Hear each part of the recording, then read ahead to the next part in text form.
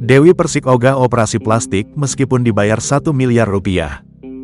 Penyanyi dangdut Dewi Persik tidak tergiur bayaran 1 miliar rupiah untuk tawaran operasi plastik. Ternyata Dewi Persik mempunyai alasan sendiri menolak tawaran operasi plastik walau dibayar 1 miliar rupiah.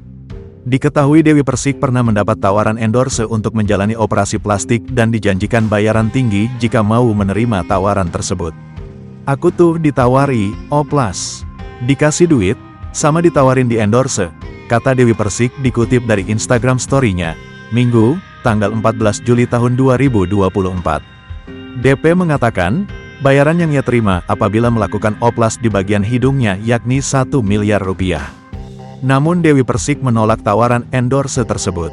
Terus mereka kasih duit aku 1 rupiah M, dia bilang kontrak aku untuk ke Korea untuk menaikkan ini, bagian bawah di antara lubang hidung. Tapi aku nggak mau, jelas Dewi Persik.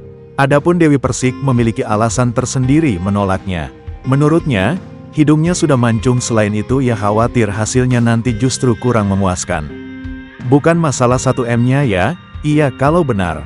Kalau ternyata hidungnya aku ini udah mancung terus dibikin gitu terus tiba-tiba busuk gimana? Amit-amit jabang bayi, jangan, ungkap Dewi Persik.